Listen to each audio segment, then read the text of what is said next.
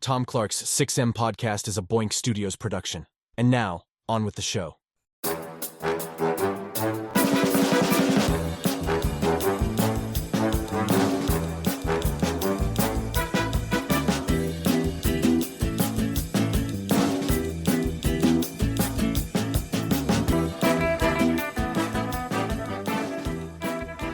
Hey, what is up? Welcome to Tom Clark's 6M podcast. I'm your host, Tom Clark, and in this episode, I'm joined by co-host Phil Lindsey.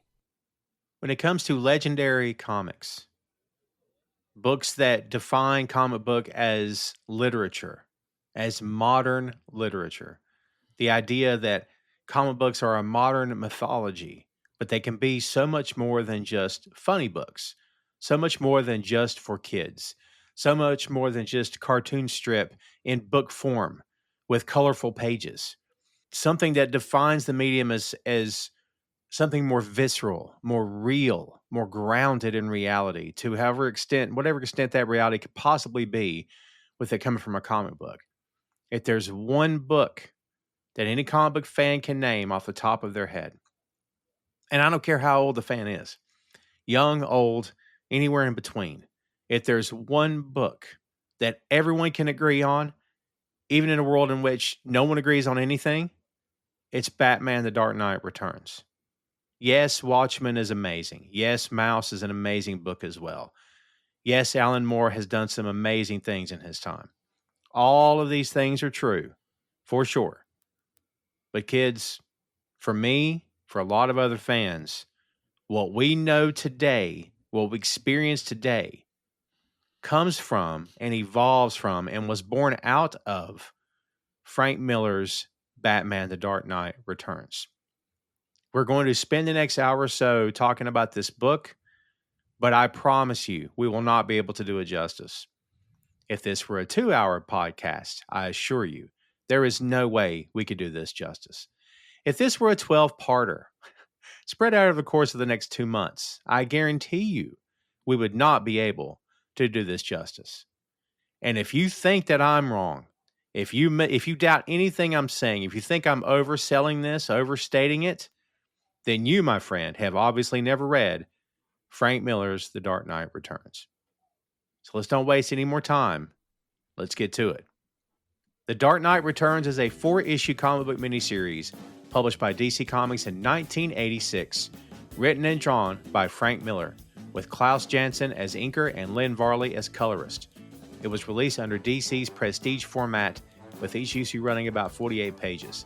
The story is set in a dystopian future where Bruce Wayne, age 55, comes out of retirement to don the cape and cowl once again. Gotham is overrun by violence. The government is authoritarian. Does that sound familiar, kids? And superheroes are either retired, outlawed, or working under government control. The series was both a critical and commercial success, redefining the superhero genre and helping spark the late 1980s comic renaissance. It won 4 Kirby Awards in 1987, including Best Finite Series and Best Writer-Artist. In 2005, Time magazine included the book on its list of the 10 best English-language graphic novels ever written. Dark Knight Returns was later collected into a single graphic novel that remains one of the best-selling and most influential comics ever published. And that is your lowdown on The Dark Knight Returns. So, Phil, here we are. I could have sworn we had done this already, but we have not. Since we were talking about Frank Miller recently on the Sin City episodes, it seemed like a perfect time, especially since this book has a major anniversary coming next year, huge anniversary coming next year. It seemed like the perfect time to talk about this. So I don't even know where you start here, man. Let's just start with this. Did you connect to this book the way you've connected to others in the past? I know you've been a fan for a good long time. How did you connect to it? When did it first happen? Were you a kid? Were you a man? I mean, what does this look like for you? Well, I think for most of us, it's always had this hype around it. This book came out, I don't want to say before I was born, year after I was born. So, so close, 1986. Right. But of course, I didn't read it when it initially dropped. But when I started like frequenting comic book stores and like I want to say 2002, 2003. Um, and I started reading a lot of singles issues. Um, I I eventually went to a store and I was like, I want to find as many like great, like definitive Batman books there is because I was a Mm. big Batman fan. Still a big Batman fan. And so, of course, anybody that owns a store, anybody that works in a store is going to give you all of the beats by beats. Like year one, um, the Jeff Loeb books, the Frank Miller stuff. Mm. Um, they're gonna give you all of these options. And at the time, I was like, I've never read Dark Knight Returns. I've heard a ton about it. Extremely iconic book. Uh, I mean, when you see the cover for the first issue, very striking cover with the iconic pose of Batman jumping through the air with the lightning in the background, had been copied to death at this point. Yes. um, but yeah, at the time, and then again, this was also at the time of like you said, things being collected as graphic novels, being in Barnes and Nobles.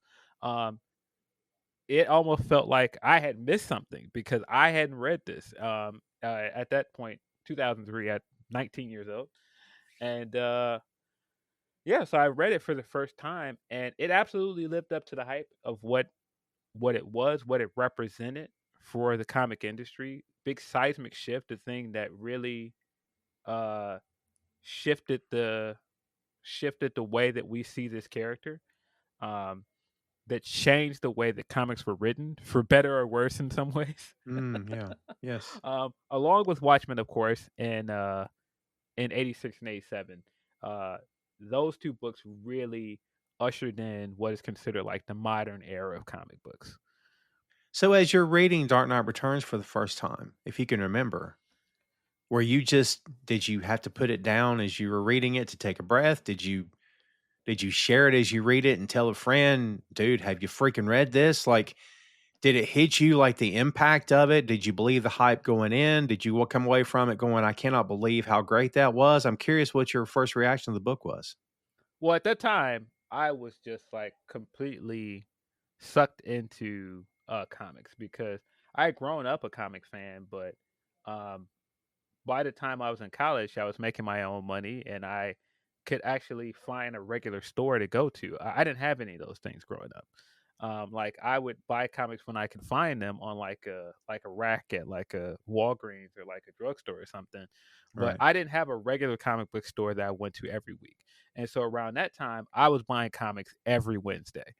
And so sometimes I would buy like a ton of floppies to read, and then I would go and buy like some paperbacks or some graphic novels. So I was just like amazed by everything about comics at that time because I was trying to catch up on a lot of this stuff that I hadn't read before. And so at that time, at any given time, I would have like a backpack full of comic books. And so, like, in between going to classes and stuff, I would be reading comics. And uh, I was amazed at just like how well it had aged.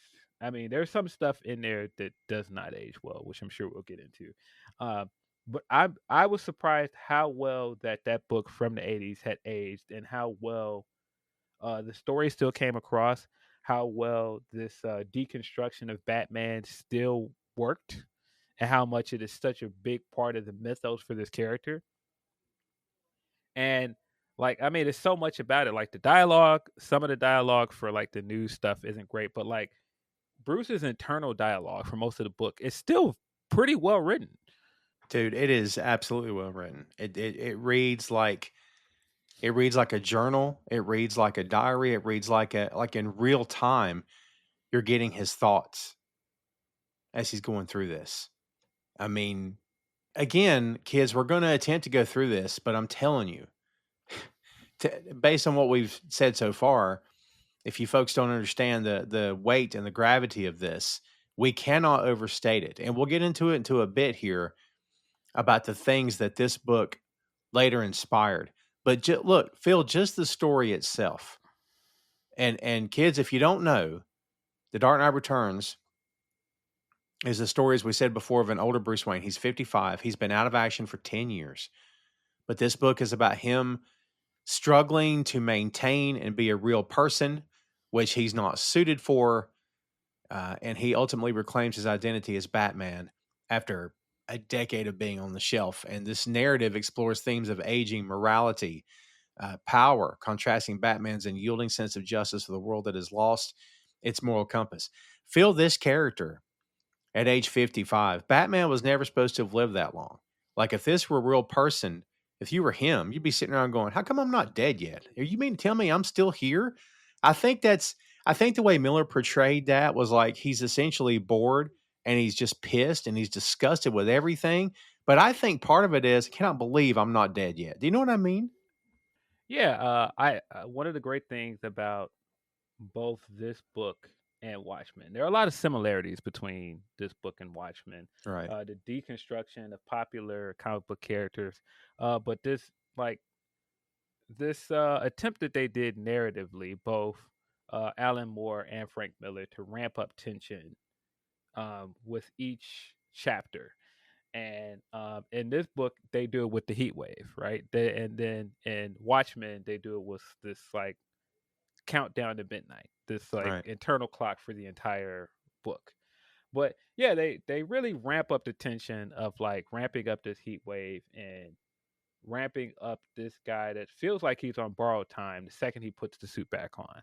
And so one of the really great things about the book is you think the entire time that he kind of has a death wish. And it just feels like, I can't believe I'm still here. Like, I can't believe this is the world. And you kind of think that there's a theme throughout that he's, by the end of this book, he's not going to make it. Right. Yes, for sure. Yeah, I mean, I've got the copy here on my desk, and it's the same copy I had when I first bought it. I think I bought it in '86.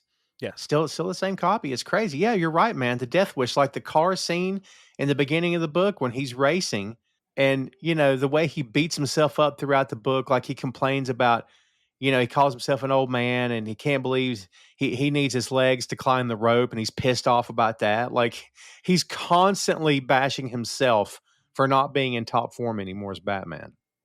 Yeah, it's I think that again that's a big part of what works here is that, Batman is a human character. He doesn't have any powers. And Right. so, you know, time is undefeated. And for a guy that in the timeline for this book retires at 45 and goes and puts the cowl back on at 55 years old. Yeah, there's no way you could possibly still do the things you could do as a younger man. Yeah, impossible, impossible. But he just beats himself up because he was a finely trained, well-oiled machine of a crime fighter. And dude, I'm 52. I talk about this guy like he's on death's bed. If that's the case, I got 3 years left, Phil, and I'm clocking out, I guess. Yeah, But but yeah, but I mean, a big part of who Batman is kind of this overused dynamic with him of, with enough prep time and just like how meticulously he plans for everything. And so, yeah, the thing that he can't plan for is something that he has no control over, which is his age and his morality. by the way, that bit we've talked about it here on the show before, where if Batman had enough prep time, he could beat anybody. Do we know where that came from? Is there a storyline that came from, or has that just become one writer said it or one fan said it? Does that specifically come from a book that I'm not aware of? If it has, I have forgotten. It's a But it's great bit. It's awesome. but it's definitely a big internet thing. The internet took over it, and it's one of those things that pops up quite a bit in internet debate. Mhm. It was one of those things that was constantly on message boards, that was constantly used in like videos online on YouTube or certain things. And now it's power scaling. People use power scaling a lot. Mm, yeah. The story in and of itself, this aging crime fighter who's left and then he's come back. At the time, I don't know off the top of my head if any other story had really done it to this degree, but Mhm. many stories have done it since then. But we'll get into that later, as I said. But yeah, just the way this book just, we're going to use the word trope, Phil, but at the time they weren't really tropes, but they Yeah. became that later thanks to the Yeah. success of this book. It's crazy. Yes.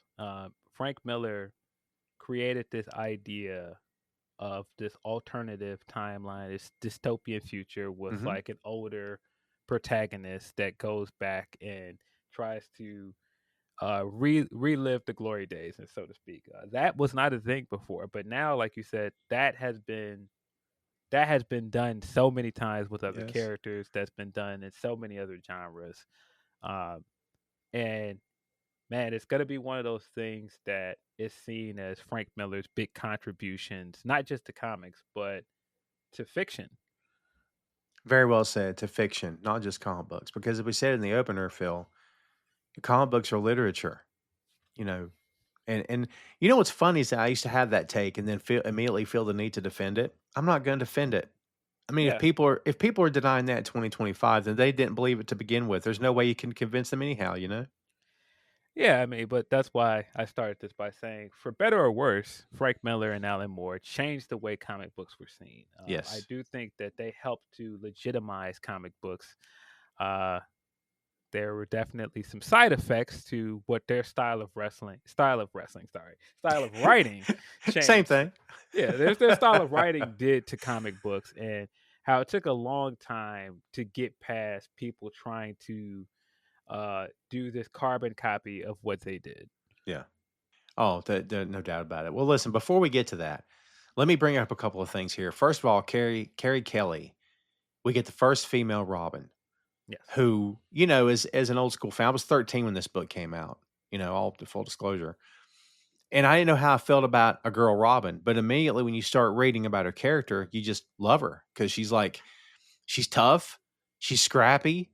I mean, I love that it's very similar to young Dick Grayson, but she's kind of like a cross between, Dick Grayson and maybe Jason Todd to a degree, where Todd was like maybe headfirst into danger, but also Dick, who is, yes, yes, sir, you got it, whatever you need. She was kind of a good mix of both.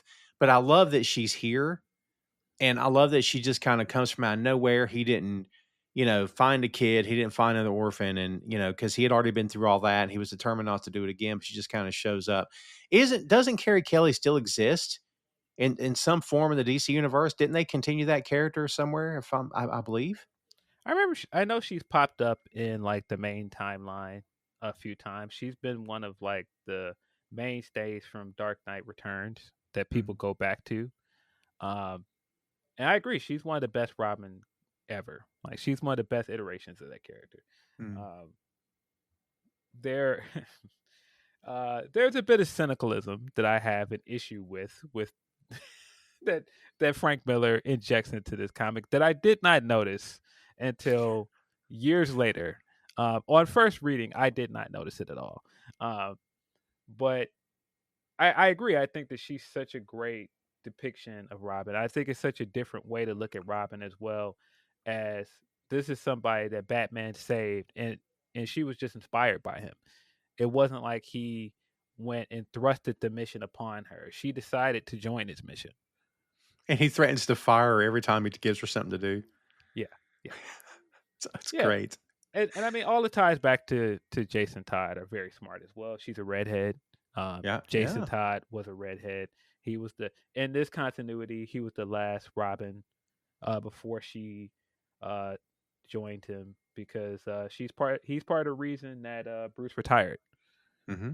And so yeah, I like the idea of having a defiant redhead that is a bit smarter than Jason Todd, that isn't going to make some of his same mistakes. Yeah. Um, Yeah, yeah. and even like the bit with her using the crowbar and everything, I thought some of those nods were great. So you mentioned Miller's cynicism. Did you see it toward Carrie in this story, or you talking about like overall? So her parents, it's hard not to see that he's very much thumbing his nose at a certain era of hippies and activists, and Mm. how they really got nothing done. They were very ineffective by the end. They ended up just being people that just like were defeated, sitting in their apartment smoking weed, reminiscing about the old days, and they really didn't accomplish much. Mm. And boy, is that a very cynical take on activism. And he's got several of those kind of political views throughout this book that Yeah. have not aged well at all. And again, I didn't really notice them when I first read this book, because I was still forming a lot of my political views at that time. But the older and older I've got, I'm just been like, I'm good. What was it Cartman said about hippies? Cartman's like, I can't do the voice. I'm fighting a cold. It was hippies. They all want to change the world, but all they do is sit around, smoke pot, and smell bad. Yeah. It's like, Yeah, and it's just this stereotype of activism. right. I didn't really care for, but there's also a clear trend with what he's trying to say about the Robin character with Carrie that I don't know if I necessarily agree with. And that it's not really here. It goes into his continuations of this continuity with Strikes Again and All Star Batman that I just didn't like. Right. Boink Studios YouTube is the home of Tom Clark's 6M podcast. Tom Clark's Main Event, Bear Mode, a podcast review of The Bear, and Two Nations Under Ted, a Ted Lasso podcast. Subscribe to the channel for archives that date back to 2014, with new content being uploaded every week. And check out boinkstudios.com for links to every podcast platform, social media, special announcements, and a lot more. Bookmark the site today. Yeah, I saw one review of this recently, and the guy mentioned the word sexual undertones with a female Robin and Bruce Wayne. And I'm like, what book did you read? Did they go that route in the sequels to this, Phil? No, I mean, but there's sexual undertones in other things here. I wouldn't say it's with the female Robin. right. I would say that it's a little bit strange that you're you're almost making it seem like, all right, well, the protege didn't work out, and he didn't really have the air he needed to take over in his steed until he went and found a girl to take over the mantle. Like the Batman in the way that he is could not raise another male without like completely ruining them. Right. So maybe because it's a girl, he wouldn't infuse her with his bad habits, with his dark. I don't know. Maybe that person wouldn't want to grow up and be him, in other words. Maybe that's what's happening too. Yeah, maybe. There's just some weird depictions of women as well here that I don't know. Yeah. Haven't aged great either. Bruno. Yeah, because I didn't know at the time that Bruno was supposed to be a transgender. Uh-huh. And yeah, when you read it that way now, it's like, yikes. Yeah. I mean, at the time, again, I was 13 and all I saw was breasts. And I wasn't even thinking about, wait, that's not a, yeah. I didn't even register with me, to be honest. Just looked like a villain with swastikas on her breast to me. But well, look, critical reception for this overwhelmingly positive. Alan Moore loved it till he didn't. That's a whole other podcast. Have you read some of the comments from him over the years? Him and Frank have duked it out. Like, I haven't. I love Alan. I do. Alan is a freaking legend. But Alan says some kooky stuff over the years as well. So yeah, doesn't surprise me because again, there are a lot of similarities between Watchmen and this book, and I agree. They just coincidentally came out at the same time. I've seen some people try to say that Frank kind of cribbed some ideas from Alan, but if I remember correctly, doesn't Dark Knight Returns come out before Watchmen? I think Watchmen's 87, isn't it? Yeah, I think that Dark Knight Returns starts in early 1986 and it finishes by the summer of 1986. And then I think Watchmen started towards the end of 1986, like October or something like that. Yeah, Watchmen was 86, 87. So it was, fall of 86 into the fall of 87. Yeah. But no, I do not believe that Frank lifted anything. I think Frank had his own idea, just like Alan had his own idea. And yes, there may be some similarities, but I don't believe that Frank did anything that wasn't above board. Yeah, it seemed pretty coincidental to me. I totally agree. As we said, kids, critical reception was overwhelmingly positive. It was hailed for elevating comics to mature literary status. More on that in a bit. And influencing how publishers and creators approach superheroes. Many readers remember it as Revelation, a comic that proved The medium could tell serious adult stories for longtime fans that redefined Batman from a campy pop figure left over from the 60s TV show to a modern myth, which I agree with that. I want to talk a little bit about the influence and legacy, Phil, because we got into that a little bit before. We kind of teased it. The success of The Dark Knight Returns inspires this wave. There's like darker, more psychologically complex superhero stories. I mean, Phil, right out the gate, without The Dark Knight Returns, can you envision us getting Tim Burton's Batman in 1989? No. Completely changed the way that Batman was depicted in popular media. Every Batman movie outside of the Adam West Batman movie was in some way influenced by Dark Knight Returns. Like in very small ways, like in like the Tim Burton movies where everything is dark and it has like a the same kind of mythos, to the Nolan movies where he outright takes things like the tumbler, which is very clearly influenced by the tank in this book. And Mm-hmm. I mean, the third movie is very much it's an attempt at trying to do Dark Knight Returns. I mean, Batman that had retired for 8 years comes back, and even the way it ends and everything, very similar to Dark Knight Returns. Yeah, I agree. Yeah, Christopher Nolan's definitely got some things happening in the Dark Knight trilogy that harken back to this. Batman the Animated Series in 92. I'm telling you, man, that this, I mean, you could say that maybe Batman 89 influenced the animated series Yes, more than The Dark Knight Returns overall. But again, if Batman 89 doesn't happen without Dark Knight Returns, then there's no Batman animated series either. absolutely not. And I mean, everything that came after it's Batman Beyond and what that did. Oh, I yeah. mean, one of the first things we see in Batman Beyond is Bruce trying to be Batman again, and he used the line from Dark Knight Returns, "Never again."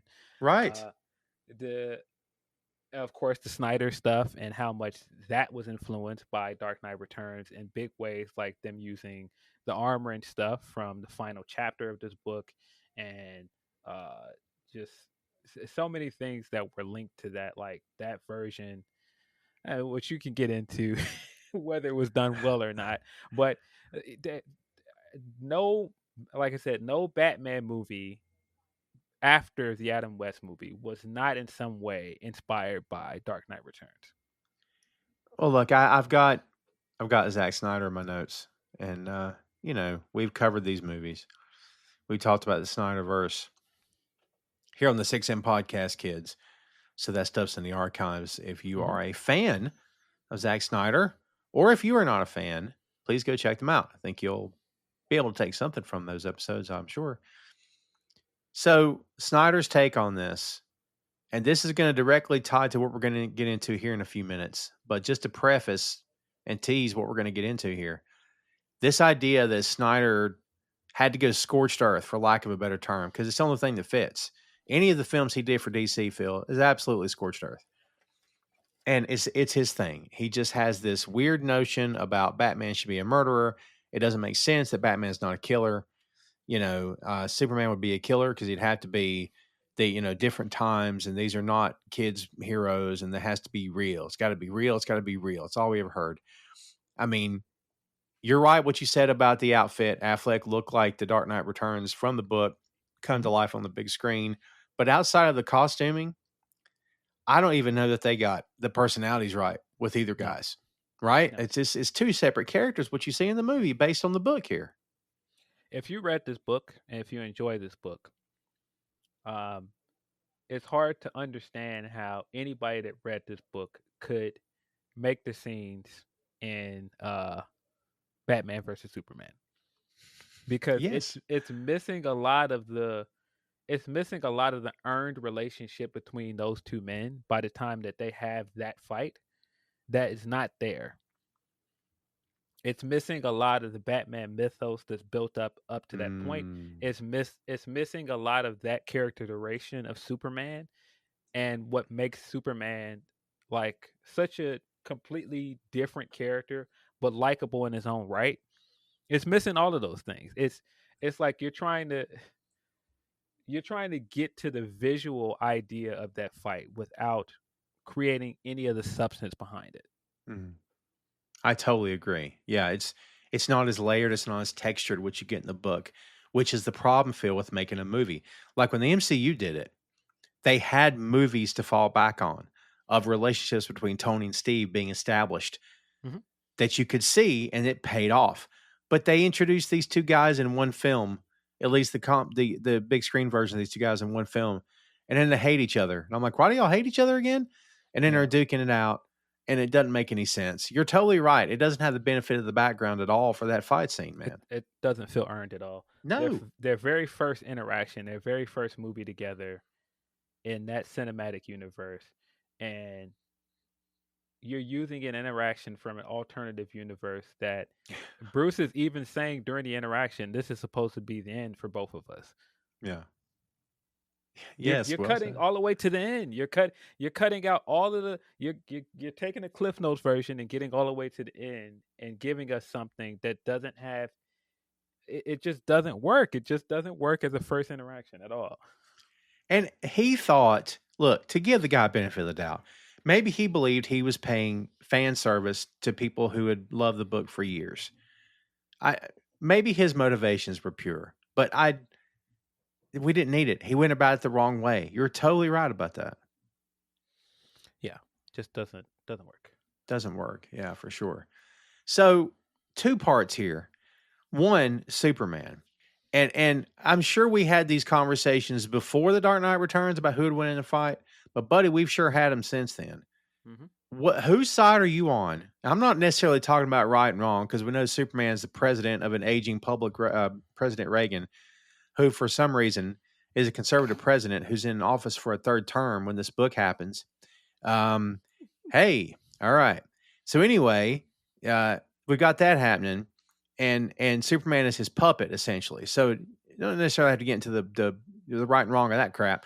But whose side are you on in terms of can you actually envision Batman standing toe to toe with Superman? Let's keep it to just this book.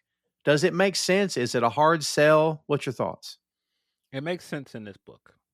And the problem after this book is a lot of people that love Batman came away from this book with the wrong idea. Mm, They came away from this thinking, "Oh, see, he owned them, and see, he can never beat him." Like the whole point of that whole interaction is that he owned them. That isn't the point of that interaction at all. I mean, he's fighting Superman that's recovering, and he's not at full strength when that fight is happening. That's first of all. Then this is right. a carefully laid out plan where again they're creating this tension for 4 chapters for 4 books that basically Batman has a death wish. So you're supposed to believe this plan all the way to the end. Bruce is laying his plan out with the idea that he's going to die by the end. He's not planning to win this fight. So he's going for broke. So why not pull out all the stops? Exactly. And so he's Yeah. pulling out all the stops, and it's more to send a message to Clark than anything.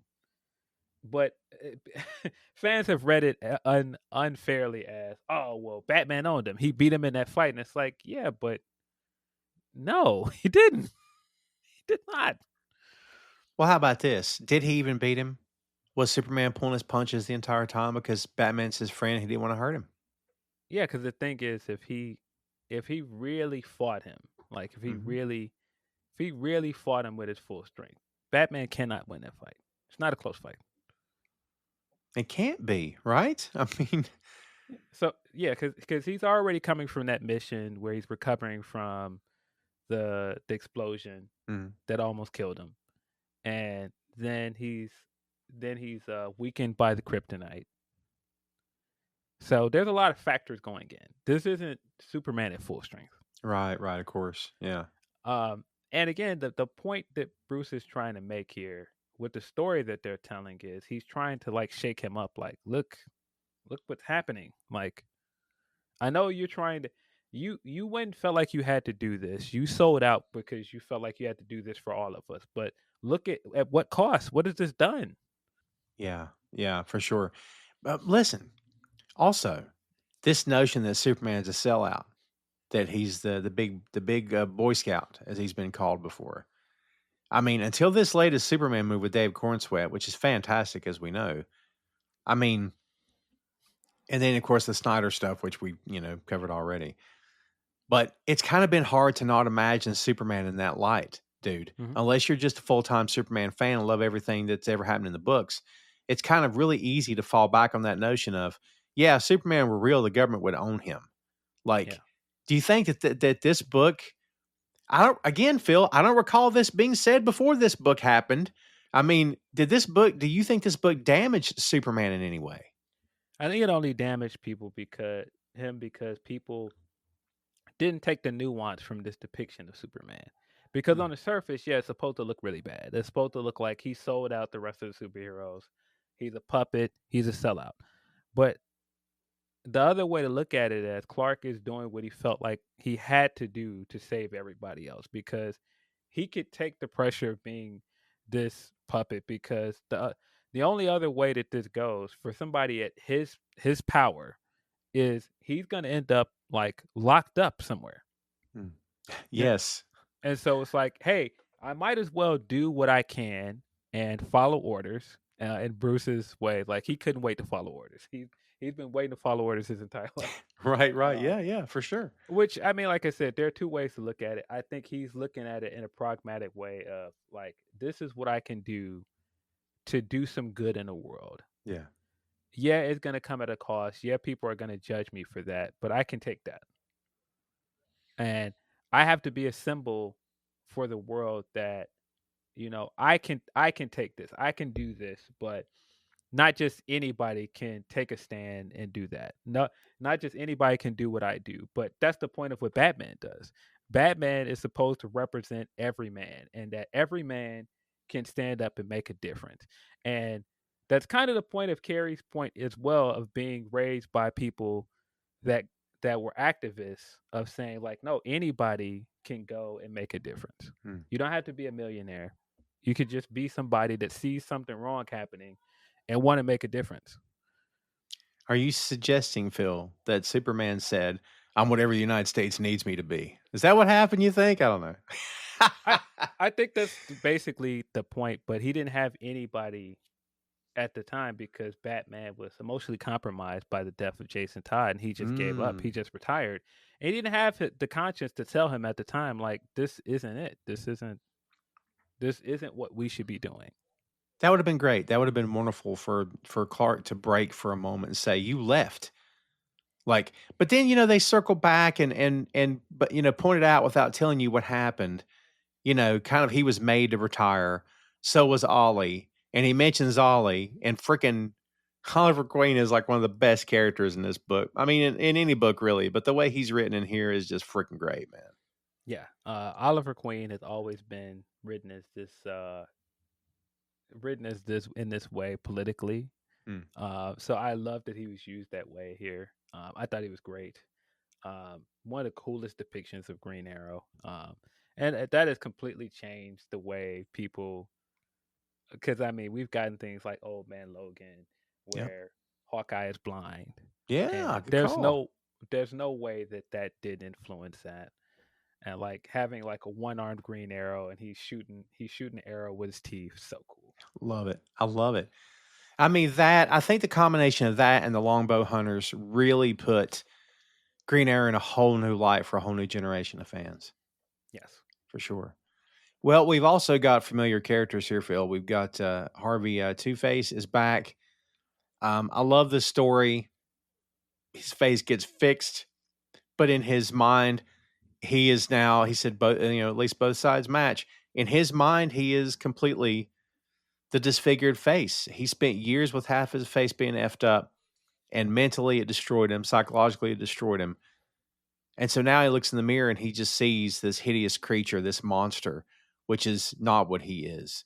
I love that actually. I think this is the deepest that Two Face has ever been up to this point. Yeah. I think Batman's Rogue Gallery is at its best when it's kind of a mirror for him. Yes. And I think that the whole point that they're telling with this metaphor for with Two Face is once you put who I was on the outside, and once the world could see me this way because I was scarred, it doesn't matter if you change it. You can't put it back in a bottle. This is who I am. Yeah, I can't put the toothpaste back in the tube, right? We've also got Selena Kyle. Catwoman is here. It's a very interesting the way Frank wrote her. I've never been in love with it.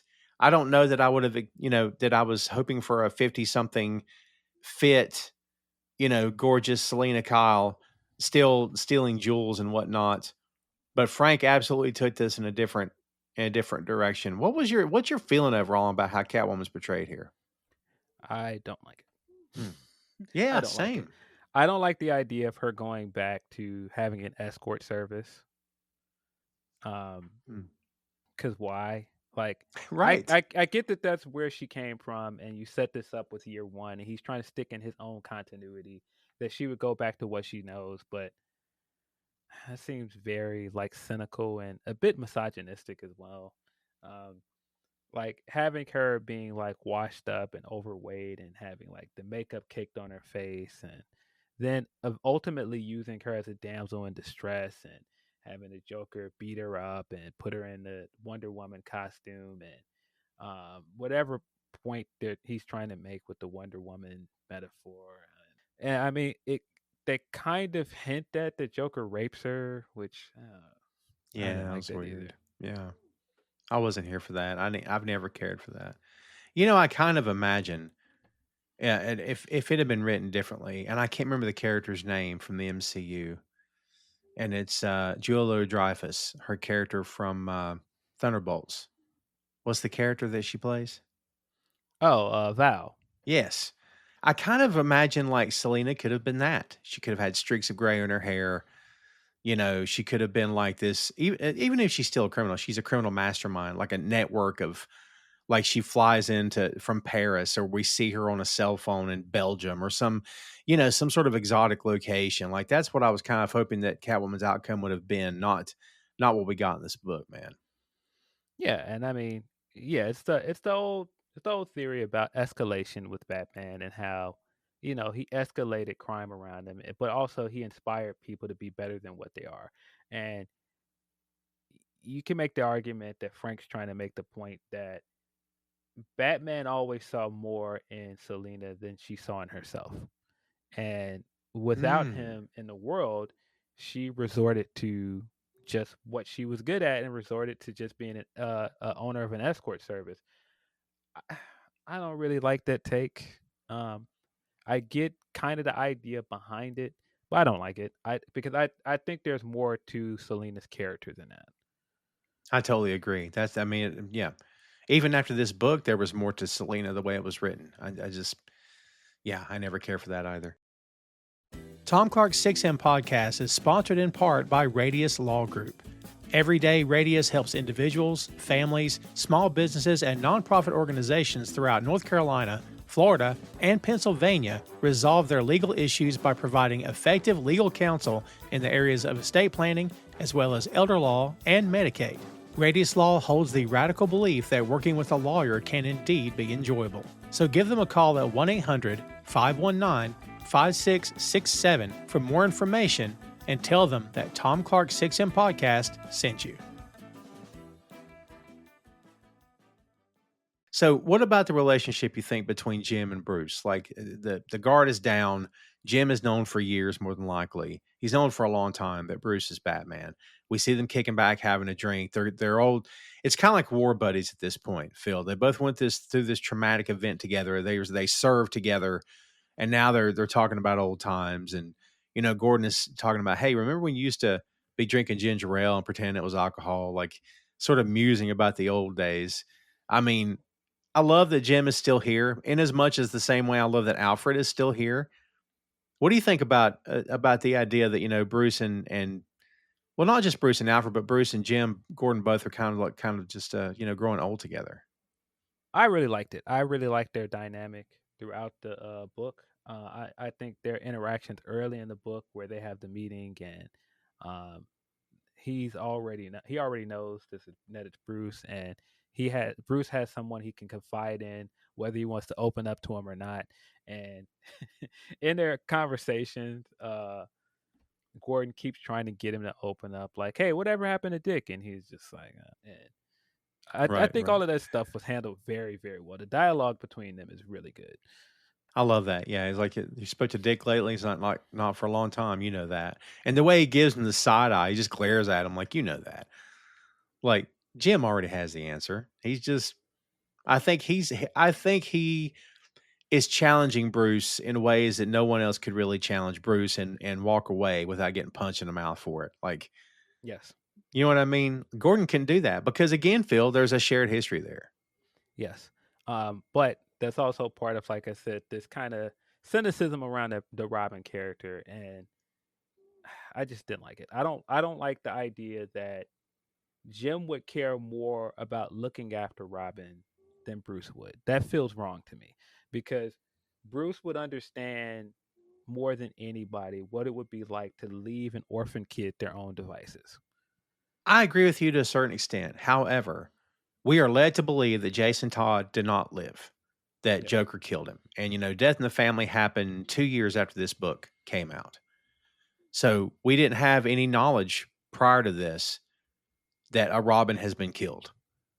But, you know, I kind of can see Bruce's thing where Bruce is like, I'm hands off. I'm done.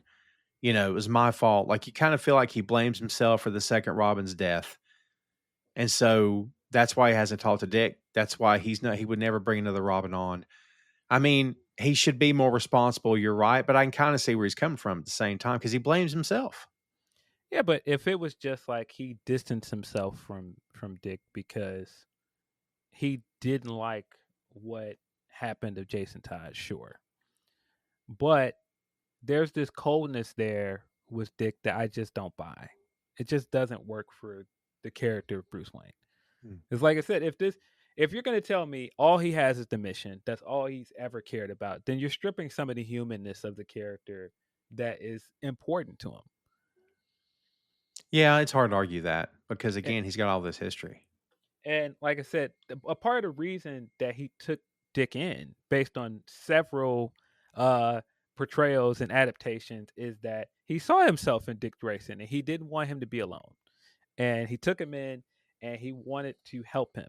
And I love the idea that Dick Grayson grows to be a better man than Bruce Wayne ever could because Bruce Wayne could never let go of how broken he was. But he didn't allow Dick Grayson to grow up that way. And that's probably one of the greatest things that he did.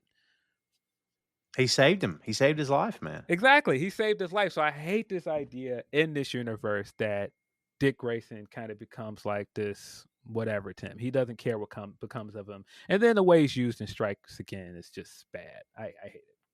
By the way, speaking of content or IP that was influenced by this book, hey, you ever get into Titans, the show Titans? Yes. I mean, I've never asked you your thoughts on this, but man, it is sometimes it is hard to watch for me. Not a good show. Right? It's not a good show, but I watched it for a bunch of episodes out of morbid curiosity. Yeah. It had that weird music it used to start with don't. Yeah. Yes. Very weird show, man. Was not a fan. They're all dropping F-bombs and everyone's pissed off and mean and gritty and I'm like, yeah, this is like Dark Knight Returns, through like an LSD trip by Zack Snyder. That's what this is. Like this is my God. What's going on? It was too much. Too much. But yeah, I just hated this idea that Bruce would abandon Dick. I hated that. It just doesn't work to me. Well, look, another relationship that clearly defines Bruce is the one with the Joker. And we talked about, the fight between Supes and Bats and about how, who would win in a fight and how was it portrayed. Phil, make your case for me why Batman should have just killed Joker years ago. Because in the end, Joker literally had the last laugh. And killed himself. I mean, Phil, make the case why Batman should have killed this guy years ago, even if he hid it from everybody. Do you think that's what should have happened? Because every time he didn't, Joker went and killed somebody else. Yeah. Which I mean is part of what became of Jason Todd. Mm-hmm. Yes. And so, yeah, he's got all the reason to kill this guy. I mean, when you look at like everything that this guy has done, yeah, there is no saving him. You cannot redeem this guy. Um, but I think this is part of what became like the definitive deconstruction of the Joker character and his relationship with Batman. There's so many things that came after this, like Arkham Asylum and so many other Joker books that I'm sure were inspired by this depiction of Joker and this depiction of their relationship, where it is kind of dependent. Like Yes. you see Joker in the asylum, and he's like catatonic. He's like not a threat to anybody. Like No. he is completely like useless. But the second Batman pops back up, he pops back to life and becomes a threat again. Yeah. And he escalates the situation again. And we've seen that used, like I said, in several movies at this point. That was used, of course, in Dark Knight. That was, of course, used as the kind of introduction to Joker and Batman Begins. Good call. Yeah. But there's also like this homoerotic thing that Frank Miller puts in here. Yes. Because yeah, Joker's basically saying in so many words, like, no, I wouldn't. I loved you like that. I understood you more than anybody else did. Like all of these other people, they don't get it. They don't understand you like I do. And there's like that's almost to the point of him and what he ends up doing with Selena. Like there's almost like a weird like jealousy vibe there. Mm. But and yeah, there's no getting around like how effeminate and like Yes. that Joker is in this book. Like very effeminate, very homoerotic in some ways. I don't know how well that works when you think about the undertones there. But there's so many like iconic scenes with Joker, like when he does the talk show, which there's no way that did influence what became the Joker movie. Oh, sure. Uh, Yeah. he does the talk show, and he ends up he ends up showing everybody like that the shrink or the person that thinks that they are fixing all of these villains in Arkham Asylum. He's a fraud. And he's really a joke. He's just a glory hound. And he's using all of this. Oh, I'm fixing people to get on TV. Like, but Batman's a problem. He's the real villain here. These people aren't the villains. There's some interesting social commentary in there. And the talking heads throughout this book, Yeah. Phil, the constant talking heads on the TV screens. Constant exposition. We saw that in '89. I kind of love that they put that in Batman '89 with the talking heads on the TV screens. Yes. Yeah, which was overused by Sure. the end of the book, but at that time, very much influential. That has very much become used in so many things in that time for after that time period. But yeah, the Joker and Batman dynamic. So Joker is basically making a point by the end that you never had the guts to kill me because deep down I think you know you need me. You need me to exist. And if I don't exist, what are you gonna do? You're gonna be bored just like I would be bored. Well, We complete one another.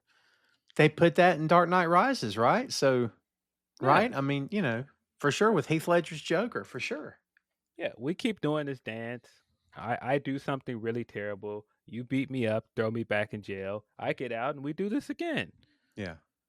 And so yeah, I really like this version of these two characters. Like even their last fight is really great.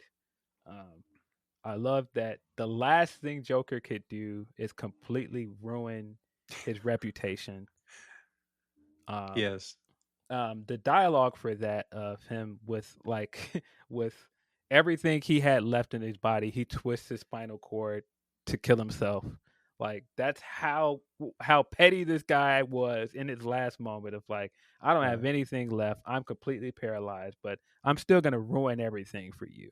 And the panels that they have after that where Batman is getting ready to run away, turns around and spits on him, and then he ends up getting caught on fire, and he's still sitting there smiling, and we get the internal dialogue from Batman. Stop laughing. Yes. So good. It's great because he's in his head. He'll always be in his head. Even though he's dead, it's not over because Batman's gonna be haunted for years, for the rest of his days. By the way, I misspoke earlier. I just meant to say the Dark Knight, not the Dark Knight Rises with Heath Ledger's Joker. But yeah. Oh, by the way, you never answered my question. Should he have killed Joker years ago? Well, of course, but we as the readers don't want him to, Sure. because we don't want Batman to stoop to that level. But there is no other option. There is no way of fixing Joker. You No. cannot fix the Joker problem by punching it. You can't. No. Right. Right. Yes. Well said. Yeah, there's no way to fix it. Well, look, I've put this off for a while, but because I didn't want to spend the whole show on it. But I want to talk about the negative aspect. And I mean, I'm not necessarily talking about, negative stuff. Frank has done some really wacky stuff in the past several years, kids. If you heard the Sin City episodes, you know what we're talking about.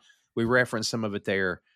I'm talking about how this book was a positive for the industry, a positive for fans, a positive for the genre, but also a negative.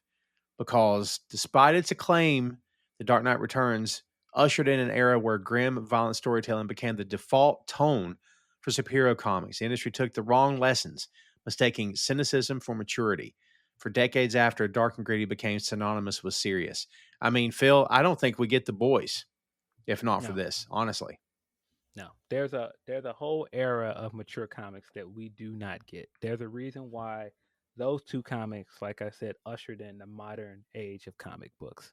Mhm. I mean, there's so many other. We don't get like Daredevil. We don't get like some of the Wolverine stuff. We don't get like the Marvel Max stuff. None of that stuff happens. Vertigo. Yeah. There's so many comic books that would have never happened if it wasn't for Dark Knight Rises. Unfortunately, we got a lot of bad comics as well that tried to do carbon copies of this kind of dialogue or extra gritty content, and it was just overboard. I think some people tried to copy it without the nuance, Mm. and it's also Watchmen and Dark Knight were written as one-offs. They weren't written as serial media. They weren't written as continuations that were going to keep going. Right. There was a finality to both stories because they made their point and then they got out. Now, sure, Frank came back and did some sequels to Dark Knight Returns that we don't have to talk about, but No. um, but initially these things were meant to have a definite end to it. And so there's an issue when you then have to keep ramping up the level of grittiness and mature content to keep the book going. And when you think of some things like, boy, I hate to dump on the guy, but when you think about like Mark Millar, for example, Mark Millar has given us some great books, but at the same time, Mark Millar has given us some outrageous moments that we might not have needed. Right. Yeah, I love that point. The point is, it's fine for a finite story. It's fine for a small run, but for an ongoing.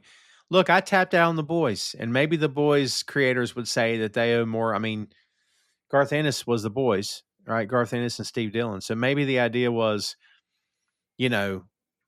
we actually took more inspiration from Watchmen or whatever than Dark Knight Returns. I don't know. Yeah. But I gave up because after a point, Phil, it's like every episode is trying to outshock the last one. I'm like, It's yeah, but continuous. right. And like you said, it never ends. That's a problem. Listen, at the end of the day, is the industry better off for Dark Knight having happened and we just put up with the nonsense?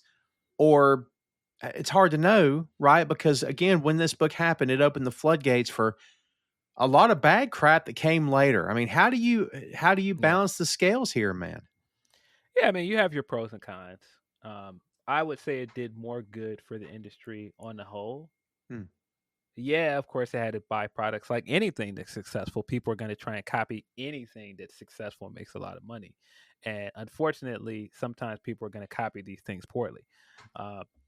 And that's not really Frank's fault. That's not Alan Moore's fault, because Alan Moore will tell you all the time, my books were not meant to be like a stepping stone to change the industry. That's not what I was trying to do. Right. I was trying to write a deconstruction on comic books, not something that people saw as the building block for the next few decades. And I got to tell you, man, we mentioned the 60s Batman show a couple times here.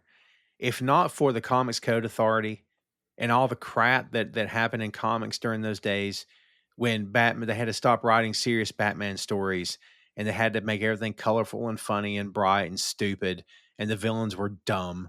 And like they've managed to salvage some of those villains through the years, Phil, but some of them were just god freaking awful. But I got to tell you, man, without all of that, we don't get Dark Knight Returns, because Frank Miller, part of his motivation was, I want Batman to be serious. I want the Batman I knew as a kid. The crap that's happened in years past is not Batman. Like the comic books, they went a long way to fixing it, but Frank just put his own stamp on it, man. So Phil, you can kind of say that this whole thing started from the get-go because Frank himself was making a statement, and then people after Frank made a statement as well. Yeah, yeah. But I think also the thing that people miss is Dark Knight is a very dark story. Dark Knight Rises, sorry, Dark Knight Returns. Too many Dark Knight. Too many Dark Knights. Alliterations. But Dark Knight Returns is a very dark story, but it's supposed to have a hopeful ending because Yes. he completely swerves us. Like I said, he's setting up this tension for the entire book, where you think, oh, he's gonna die. Like this is all leading to there's nothing left. I mean, I remember reading it for the first time and getting to the stuff with Joker, and I'm just like, oh, that's the point of this, because Joker's essentially saying, you can't, who are you without me? And yeah, if Joker's like, I don't see no reason to keep doing this. I've made my point. I've won. I've ruined you. Yeah, this is the end of Batman. This is very much written like this is like the season finale, the series finale of Batman. And Right. so you're supposed to think going into the end of this, even by the end of the confrontation with Superman, it's like, yeah, this is it. This is the last of this Batman. No, by the end, and him going underground and him deciding to still make a difference. And this is, man, again, what's so brilliant about this book. He tells all of these different stories and creates these other metaphors with his rogue gallery. So by the time we get to the end, yeah, he took the mask off and now everybody knows he's Bruce Wayne. But like I said with Harvey, that's always been out of the bottle. That devil's always been out of the bottle. You guys didn't know I was Bruce, but I've been masquerading as Bruce all this time, to the point early in the book of drinking ginger ale to make you guys think that I was drinking alcohol. It was all a part of playing a role, but being Batman was everything to me. And now this is it. Now Wayne Manor is gone. Now Bruce Wayne is gone. Now the mask is gone. This is who I am. I get it and I love it. I mean, by the way, we never talked about the mutants, the gang that runs through the entire book, which, Phil, the X-Men outsold Batman for a good long time. Right? So like, I'm not surprised Frank did that. It's a nice little touch. What do you think about the idea of Batman, that he's maybe the idea is, well, I can't beat these kids. They're kids. What am I supposed to do? Punch all of them? Punch all 500 of them? Or do I just become their leader? I mean, that was kind of a ballsy move to write into this book, man. Do you think it all worked out by the end of it? Yeah, but I think the point is that symbols matter. Yes. And when he was away, they didn't fear Batman anymore because it was just a myth now. It was just something people talked about, but there was no fear anymore. There was no fear of consequences because Batman was gone. Mhm. And now you had the mutant leader that was getting the youth around him that were being violent and they were doing all these terrible things. But once they saw Batman and Batman disarmed this symbol for them, they all were like, whoa, why are we following that guy? Right. Yes. And I think that's really the point. It's also the kind of the point of the fight with Superman and it being very public. To make the point of, yeah, the government used Superman as a symbol for what superheroes were, and there aren't any. We control like what is heroism. The government controls what heroism is, and when Batman publicly defeated Superman, that showed the people like, no, you can do better. You don't have to wait for them to tell you what to do. Mm. Yeah, it had to be a very public fight. Yeah, I just think the whole point of this is him disarming symbols and like I mean, it's so very layered with also, like I said, the deconstruction of what Batman represents and this idea of Batman as a symbol for people, this idea of Batman as a symbol, and like, what does it mean that he's escalating villains? What does it mean that he's inspiring people to do what he does and inspiring somebody like Jason Todd to do what he does, but also tragically ends his life? It's kind of what we're saying also with what this book inspired. And it's like there's Mm. pros and cons to it on both sides. Like, yeah, Right. there were a lot of good things that came with Batman's existence, but there are a lot of negatives that came with it as well. Oh, for sure. Yeah, no doubt. I love the way that that's kind of woven into the story itself. Kind of like, I don't know that this was a thought. It's almost like Frank kind of knew what was going to happen after this thing came out. Maybe, like, you know what I mean? Like, that's why it was woven into the book the way it was. I don't know. It's romantic to think about, but I don't know if it was even in his head at the time. Yeah, I don't. That would be crazy if he did think that, but I do think that that's one of the great things about this book is that you come away from it thinking that Batman represents more than just a guy uh, that was completely traumatized as a kid, and he decided to go on this mission to change the world, Mm. to change things for the better. Oh, for sure. And kids, there's no doubt the impact this book had. I mean, as we said, 86 is, 2026 is going to be a big year. This book turns 40 years old next year, which is freaking insane. I can't even think about it. It's freaking crazy. 4 decades of The Dark Knight Returns. It remains a cornerstone of modern comic storytelling. And kids, if we haven't stressed this to you enough, this book redefined Batman, not just as a character, but as Phil said, a symbol. A man willing to stand alone against chaos, government control, and even his own allies if necessary. And it continues to be studied in literature and art courses. I mean, Phil, I would love to take that course. I bet that's a great class to take. Is that you major in Dark Knight Returns. I mean, you could take an entire semester's worth of this book and probably dive into a different aspect in every class that you're in. Like, there's so much here, man, that again, that was applied to politics at the time, the Cold War, Reagan and everything. And dude, stuff that's going on now. I mean, I think this book has come back around, Phil, where it's actually becoming relevant again in terms of the content that it's in there. Yeah, some of the Cold War stuff hasn't aged that great, but I do think there are a lot of things politically that are admirable because, like I said, when you come away, the end of this book is supposed to be hopeful. Mm. Because even like his quote to Clark when he's winning, and he's like, "I want you to remember in your last waking moments, like my hand around your throat," and he's telling him before that, like, your problem is that you always thought things are supposed to make sense, but they don't make sense until you make it make sense. Yeah, good call. Yeah. I love that. So much of the way he talks about Clark in this book. Like when isn't Clark standing there like with an eagle on his arm or something? He's got the big, Yeah. like he's got the white shirt on, the barrel chest, Yep. hasn't aged a day. And Bruce is doing that internal narrator thing again. He's like, it's just him. It's just the air, it's the sunshine, and then he ruins it all by talking. I love that line, man. So great, because yeah, he's supposed to represent like this god among humanity. He's standing up there with on that cliff with one foot up on a rock, and like his Yeah. shirt is open, and he's got like those big swashbuckling boots on. Yes. And Like a like pirate. yeah, and his hair is like flapping in the wind. He looks like almost like the cover of like one of those Fabio books or something. He does. And so he's supposed to be considered like, perfection. But then like he doesn't have like what Batman has. He doesn't have the cynicism to challenge anything.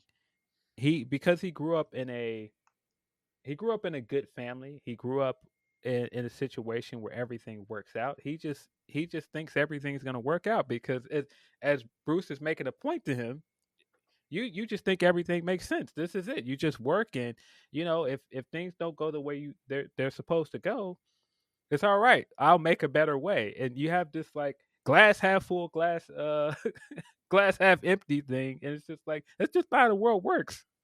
Yeah, not at all, man. Yeah, it's crazy. It, it would be great if it did. Yeah. But of course, a guy that lost both of his parents would be the one to tell you, like, no, that's not. No, none of this makes sense. I mean, I think, Phil, that goes back to the idea of what separates these two characters to begin with. That one is a god and one is a man, and that's why their worldviews are always going to be different. Yeah. Always. Well, I mean, I think it's also this great juxtaposition of a guy that lost both of his parents as a kid, but also he's a billionaire and he Yes. should have everything that most people want. But Clark is the opposite. He was raised in very meager situation, but he had his parents. Yeah. Well, he had his adopted parents. Right. I mean, Clark does have a humanity that he would not have had if not for Jonathan and Martha Kent. That's for sure. Yes. And we've seen that because of the Elseworlds books that show us what happened when he lands somewhere else in that rocket. Yes. It never works out too good. Yeah. So yeah. But yeah, also I just love a great bit of this book is telling the story of Batman will tell you it's the mission, it's the mission, it's the mission. But like a lot of early pages of this book where he is like troubled by this idea of not being Batman, it's not because he's not doing the right thing anymore and like look at what happened to the world, look at how violent people are. He's haunted by this idea of not keeping his promise to his parents and this very selfish idea of justice. Mm.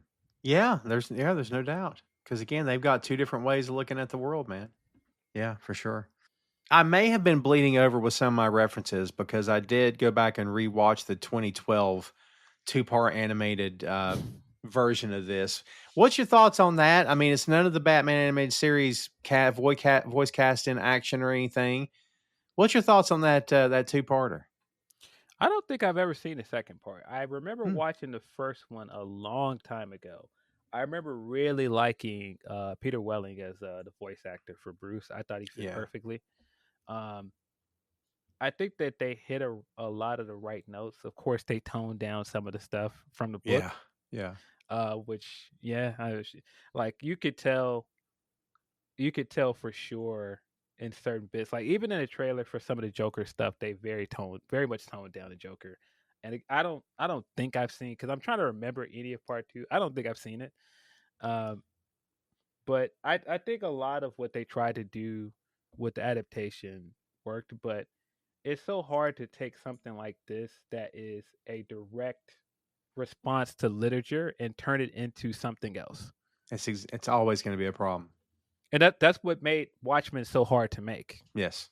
Well, that's Alan Moore's biggest complaint with any of his stuff being turned into a movie or a TV show is that it wasn't made for that. Yeah. Yeah. Yeah, it wasn't made for that. It's not the same storytelling. Yeah. Well, kids, it's not a bad two-parter. Bruno's in it. Yeah. I'm not kidding. In the flesh. No shirt or nothing. So they kept to that, but Interesting. yeah, right. Yeah, I was waiting for that part to come up. I hadn't seen it in a long time. But I'm like, I can't remember if Bruno. Oh, yep, there she is. Holy cow! Yeah. I do remember because they do use the line "You're in for a treat," right? They used the Yep, line from the book in the movie, but that also was used in Dark Knight Rises as it well. was. Yeah, like I said, there's been some serious bleed over. Yeah, Yeah. for sure.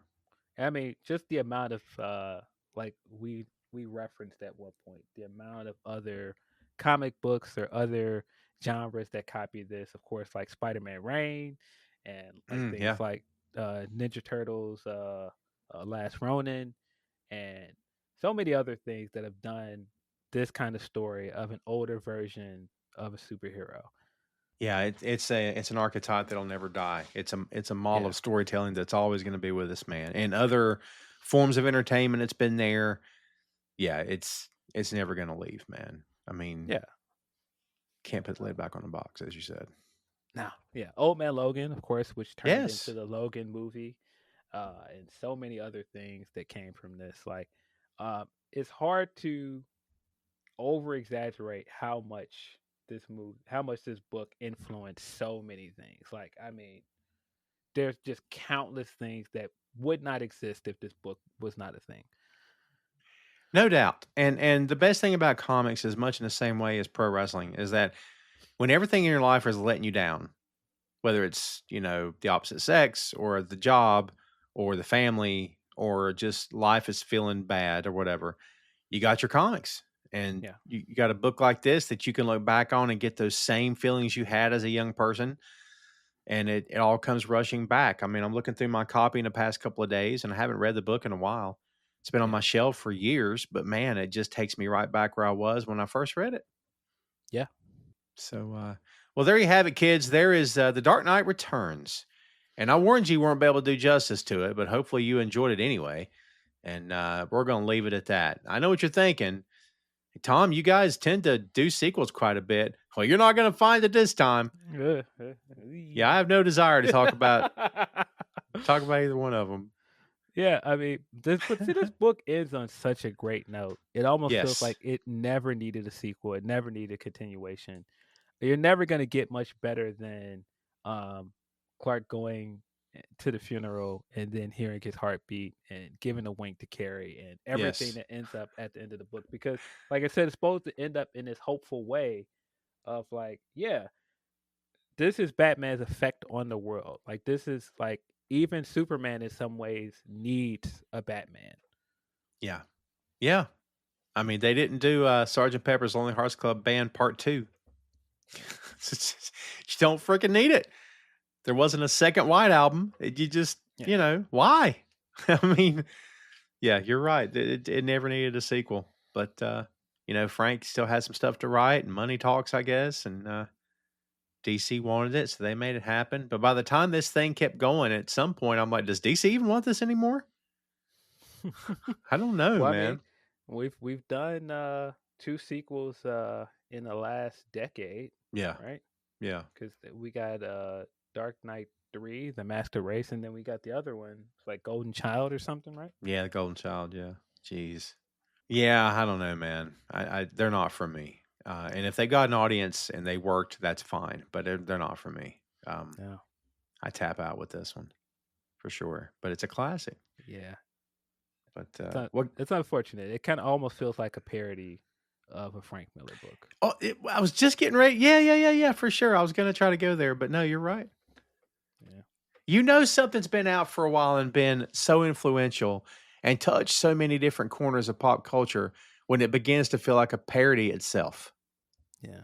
That's insane. Well, Phil, before we get out of here, let's get your last word on The Dark Knight Returns. It's kind of hard to give a last word on something that is as big as this book and as fair. iconic as this book. How much it changed comics, how much it changed the way that people look at Batman as a character, how much it changed the way that people look at comic books in general, like the way that people, I mean, it legitimized comic books really in a way that, man, I cannot over exaggerate here, like how much it changed everything. You're 100% right. Yeah. And I hope we've made that clear to everybody that this changed everything. And I'm telling you, if you don't see it, you've never read it. Yeah. Or, you know what I mean? Like, how do you not see it is beyond me. Crazy. Yeah. And I mean, I'm sure, of course, these things are subjective. Sure. But for all the hype that this book gets for how much it changed things and how important it is to the history of comic books and everything, I still think it reads very well as a piece of literature. As a collected graphic novel, it still reads very well. I totally agree. Yeah, I think it. I mean, again, does every single element hold up? No. No, But does it hold up yeah. as a book? Yes, it does. Yeah, I think as like a standalone story, it's still very good. Yes. Of course, some things like from the '80s and like some of Frank Miller's views don't age that great, but yeah, it's all right, I guess. Can't win them all, kids. No, I mean, when you're first introduced to something, your opinion of it is going to change, and sometimes when you first introduce someone as a creator, you're going to grow and your opinions are going to change from theirs as well. Yeah, well said. Well said. There you have it, folks. Again, Dark Knight Returns, as we said earlier, product of its time, but it's also timeless. And even though we've got Cold War paranoia, American cynicism, as we talked about here, we do end on a positive note, as Phil said, and that's how I want to wrap it up. This enduring belief that heroes, even the broken ones, can still rise again, and there's always going to be hope. And if we can leave with anything positive, and it's hard, we record this in October, late October of 2025. I got to be honest with you, kids. I don't know where we're going to be a year from now. Don't know what kind of shape we're going to be in, if we're even going to have a country left. That's not hyperbole. That's not exaggeration. If you guys live here in this country, you know what we're going through. If you don't live here and you're watching from a distance, then you get some sort of understanding. But look, if all we've got is hope, kids, and that's all we have, that's something. But everybody try to keep your heads up. And maybe one of these days we'll come out of this and hopefully we'll be better off for it. If nothing else, kids, you got your comics. Again, that may not be much to anybody, but we got to keep moving, folks. Got to keep moving ahead. So hopefully we gave you at least an hour and some change worth of entertainment value with this. And if you haven't read Dark Knight Returns before, please go do so. And if you haven't read it in a while, it's worth your time to go back and do it again, because it is a classic and it will always endure.